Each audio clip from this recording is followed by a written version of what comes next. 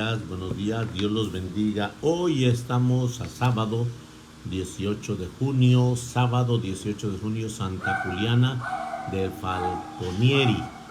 Juliana de Falconieri en el año 1341, fundadora Santa Juliana. Bendiciones a todas las Julianas, a todos los Julián que por ahí tenemos. En el nombre de Jesús, bendiciones a todos los hermanos o hermanas que por ese nombre lleva. A mi hermano sacerdote, el padre Verónica Julián, que Dios lo bendiga allá en Jalapa. Los padres de nuestra localidad, de nuestra comunidad, bendiciones a todos, a todas, en el nombre de Jesús. Que Dios los colme de gracia y fortaleza. Escuchamos este momento de este cantito y vamos a ponernos en presencia de Dios, en su presencia, su gracia, bendición. Dios los bendiga. Escuchamos esta alabanza en el Señor. Y cuando venga el Espíritu de la verdad, Él los guiará a la verdad total. Y cuando venga el Espíritu de la verdad, Él los guiará a la verdad total. El Espíritu guía a los misioneros, les da el poder de hacer milagros, a los convertidos la esperanza y el amor.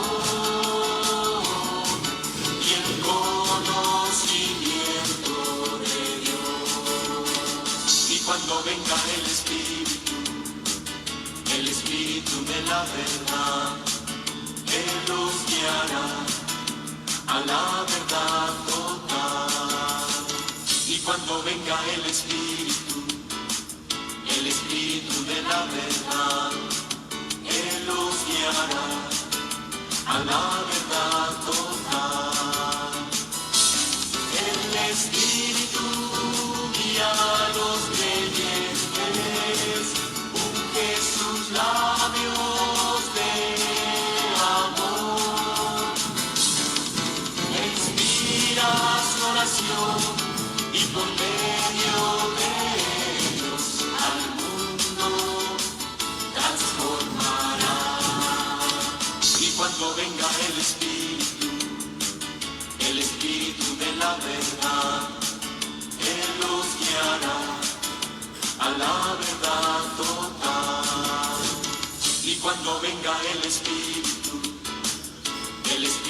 de la verdad, Él los guiará a la verdad total.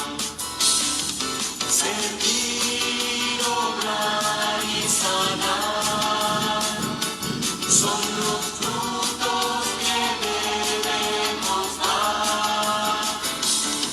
Si al mundo queremos cambiar, el Espíritu nos impulsará.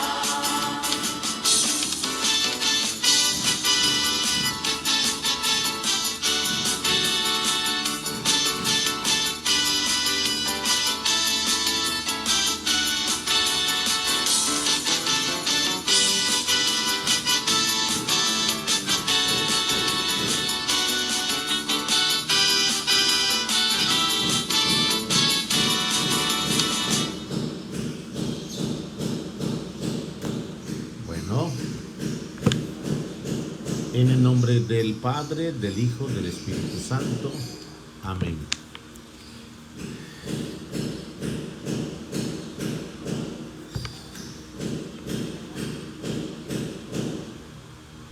Esta santa tuvo la dicha de ser sobrina de un santo, San Alejo de Falconieri. San Alejo de Falconieri fue su tío, hermano de su padre, y de ser dirigida espiritualmente por otro santo, San Felipe de Benicio. Nació en Florencia en el año 1270. Su padre era riquísimo y había construido para su familia cuanto en tiempo en un templo en honor de la Santísima Virgen, a quien era sumamente devota. Los papacitos habían suplicado por muchos años a Dios que le concediera descendencia, y al fin consiguieron que se les diera a esa hija que iba a ser su gloria y su alegría. De joven era tan virtuosa que San Alejo le dijo a la mamá de Juliana: Dios no solo te dio una hija, sino que te regaló un verdadero ángel. De niña acostumbraba pasar largos ratos rezando en el templo, por la cual la mamá le repetía: si no concedes más tiempo a la costura que a la cocina, no vas a encontrar marido.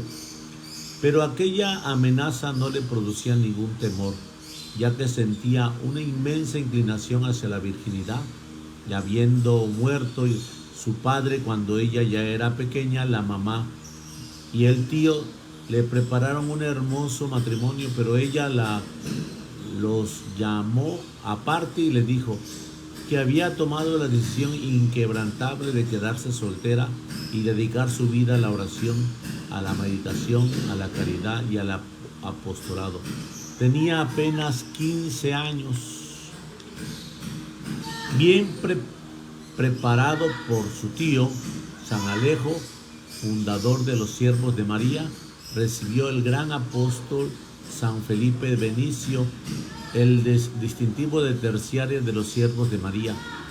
Este distintivo era un manto sobre la cabeza, y ella siguió viviendo en su casa como con su mamá, pero observando una conducta tan religiosa y tan santa como la de una fervorosa religiosa. A otras le agradó este modo de practicar la vida religiosa y quedándose con su familia, pero observando una conducta como la de una santa monja. Y siguieron sus ejemplos. Toda llevaba como distintivo un manto sobre la cabeza, por la cual ya la gente la llamaba la muchacha de los pañoletas. Creció el número de las jóvenes terciarias, se le llamaba terciarias, a la que pertenecen a la tercera rama de la comunidad religiosa. La primera son los varones, la segunda son las monjas religiosas, y la tercera son las personas laicas que viven en el mundo, pero llevan una conducta como de gente muy piadosa y devotas. Y tuvieron que conseguir una casa para reunirse. Entonces ella eligieron la superiora a Juliana. Su asociación tomó el nombre de Siervas de la Virgen María, y durante 35 años, hasta su muerte, dirigió nuestra santa a esta piadosa asociación, llevando un alto grado de perfección. Juliana se propuso un reglamento sumamente riguroso: ayudar 3 días por semana. A veces pasaba días sin comer bocado, sobre todo cuando se dedicaba a las altísimas oraciones. Esto hizo que se enfermara muy gravemente del estómago. Úlceras, llamaríamos quizás hoy la enfermedad. Los viernes los dedicaba a meditar la pasión y muerte de Jesucristo. Los sábados, a pesar de leer acerca de la Santísima Virgen María, de quien fue sumamente devota desde los primeros años, muchas veces dormía sobre el duro suelo. Se propuso hacer los oficios más humildes de la casa y a tratar a cada uno de sus compañeras como si fuera muy superior a ella, cumpliendo lo que recomienda San Pablo: considerad a los demás como superiores ante ustedes mismos. Filipenses 2:3. Redactó para su comunidad un reglamento que fue aprobado, y después de 4 sumos pontífices, Honorario IV, Nicolás IV, Benedicto XIX, nono, y Martín V, ella misma era la más exacta de cumplir cada uno de los artículos del reglamento, dando así muy buen ejemplo a todas. Los que tuvieron que tratar con ella estuvieron de acuerdo en que su caridad y su amabilidad y su inclinación buscar el bien de las almas de los demás era estrictamente la gente, era extraordinario. La gente gozaba de recibir las demostraciones de su afectuosa bondad. Nunca dejaba escapar una oportunidad de ayudar a los que necesitaban de su colaboración. Los sacerdotes decían que a los pecadores les hacía mayor bien los sencillos consejos en esta sencilla religiosa seglar que los sermones de los mejores predicadores. Muchos pecadores se convirtieron con su vida de maldad después de tener una charla con Juliana, la de las pañoletas. Enemigos que se odiaban a muerte hacían las paces y declaraban para siempre la paz, cuando la santa se dedicaba a volver otra vez a la amistad. Pasaban horas y horas seguidas dedicadas a la oración sin sentir pasar el tiempo. A quienes le preguntaban por qué se estaba tanto tiempo de rodillas, le respondieron: es para alejar las tentaciones. Muchos días le pasó solamente en la Sagrada Comunión, sin ningún alimento más. Su fama de santidad se extendió por todos los alrededores de la casa donde vivía, y toda la ciudad, por miedo de su fervorosa oración, consiguió favores especialísimos para quienes se encomiendan en su plegaria. En su última enfermedad, a la edad de 71 años, ya su estómago no le recibía ningún alimento, vomitaba todo lo que comía, así que tuvo que dejar de recibir la Sagrada Comunión. Y esto consiguió para Juliana lo más grande mortificación y penitencia. Y sucedió que en la última visita que le hizo el sacerdote, llevaba el Santísimo Sacramento. La santa decidió, sabiendo que no podía comulgar, pidió que le colocara sobre su corazón un mantel blanco, sobre ese mantel la Santa Hostia, y de que un momento a otro la hostia consagrada desapareció y nadie pudo encontrar. Ella había poder recibir a Jesús sacramentado antes de morir, y su estómago no le permitía, pero su fe le consiguió el prodigio de poder comulgar. Después de muerta, encontraron sobre su corazón, en la piel, una cicatriz rodeada como si hubiera cortado para que pasara una hostia. El recuerdo de esto, las religiosas llevan siempre sobre su hábito, en el lado del corazón, una medalla donde está grabada una santa hostia. Tan pronto como la hostia sagrada colocada sobre el corazón desaparecía, Juliana, con una expresión de inmensa alegría en su rostro, como si estuviera en éxtasis, murió llena de amor hacia nuestro Señor. En su sepulcro se obraron numerosos milagros.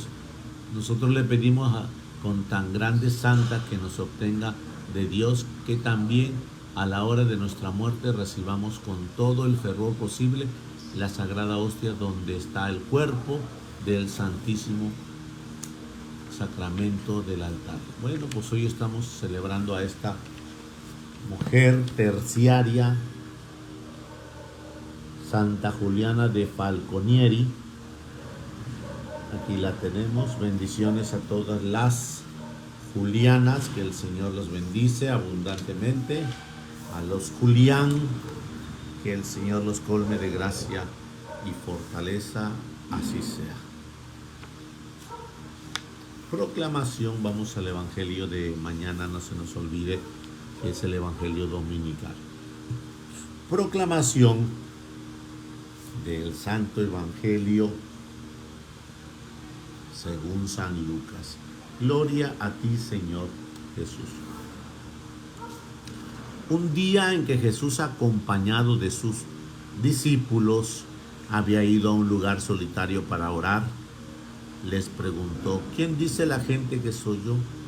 Ellos contestaron: unos dicen que eres Juan el Bautista, otros que Elías, otros que algunos de los antiguos profetas que ha resucitado. Él les dijo: ¿y ustedes quién dicen que soy yo? Respondió Pedro: el Mesías de Dios. Y él les ordenó severamente que no lo dijeran a nadie. Después les dijo: es necesario que el Hijo del Hombre sufra mucho, que sea rechazado por los ancianos, por los sumos sacerdotes y los escribas, y que sea entregado a la muerte, y que resucite al tercer día. Luego, dirigiéndose a la multitud, les dijo: si alguno quiere acompañarme, que no se busque a sí mismo, que tome su cruz de cada día y me siga.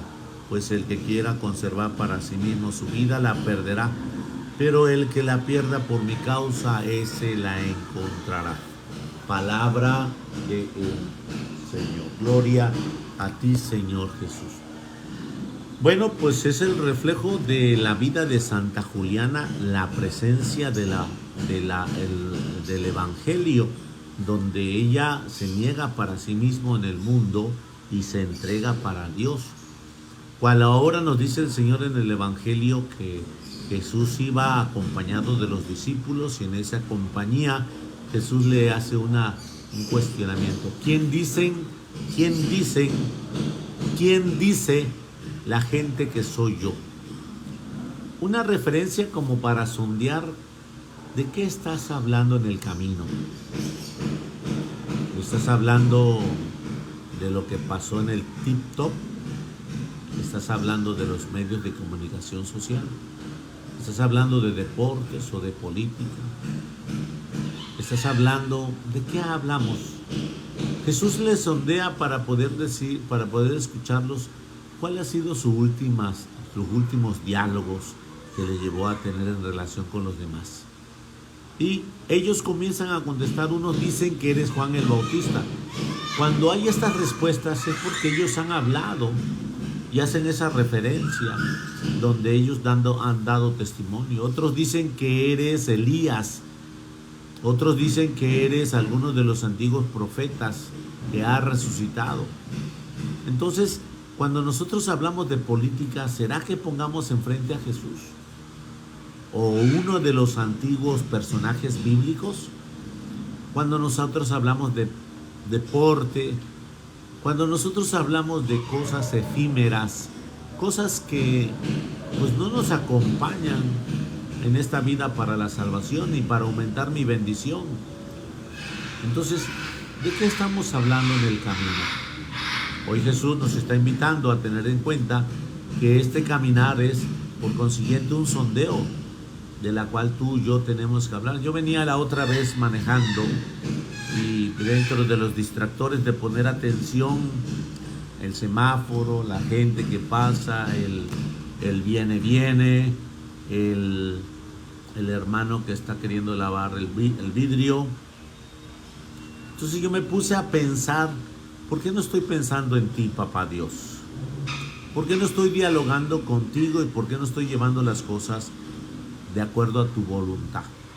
Entonces que me comencé a hacer una pequeña oración permanente, una oración interior, pidiéndole al Señor, bendiciéndolo dentro de mi ser, aquella hermana, aquel hermano, aquella persona, Sentí un sentido agradable, agradecido con Dios de ser parte de su misterio y de su presencia.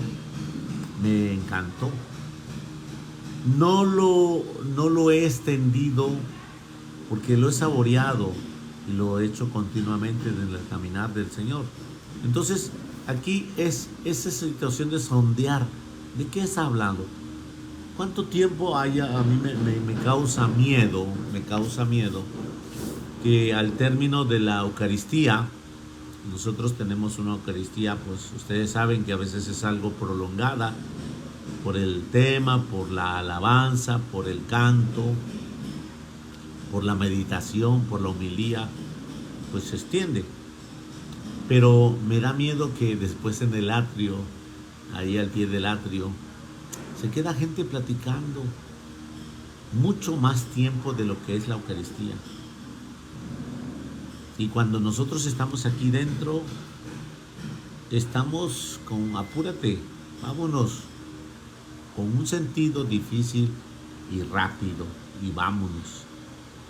Y yo me preguntaba, ojalá estén hablando de ti, papá Dios. Ojalá estén hablando contigo en esa reunión de 3, 5 señoras. Entonces es importante preguntarnos si nosotros estamos haciendo esa constante reseña de ser testigos del Señor, de ser constantes en el hablar. Porque si tú te das cuenta, algunas personas vienen a la misa, tienen tanta prisa en misa que no saben a qué vinieron y son gente conocida. Pero se van al café, que no está mal que vayan a sus hobbies, a sus relax, y se permanecen 3, 5 horas ahí. Y mi pregunta es, ¿por qué tanta prisa en la Eucaristía? ¿Y por qué tanto relax en un lugar donde están hable y hable y hable? Cosas que no los llevan a grandes valores.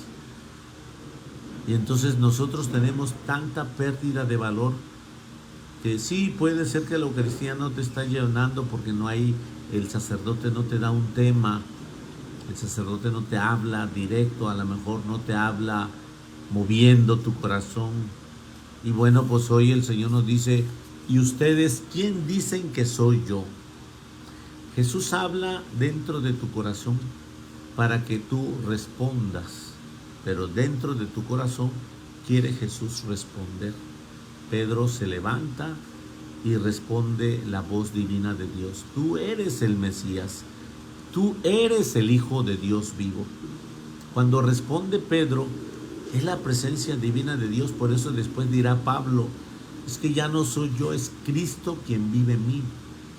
Cuando Pedro responde, es la fuerza del Espíritu Santo, y le ordenó severamente que no lo dijeran a nadie.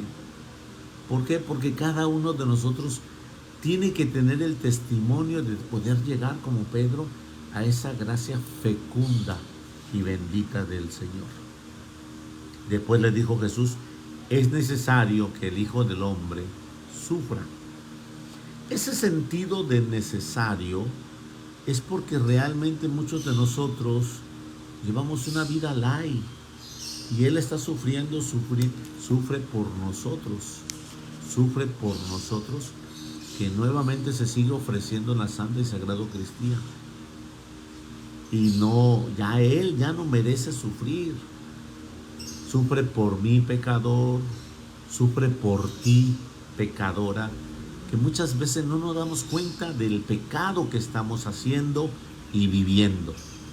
Sufre por cada uno de nosotros cuando hablas mal de la gente, cuando hablas a espaldas de la gente, y no porque tengas derecho, no porque tengas razón, y aun porque la tuvieras. Acuérdate que Jesús le presentaron a una mujer adúltera que le dijeron, en fragante adulterio, aunque tengas evidencia de aquello que aquella persona hizo o vivió, no te toca levantar el voz.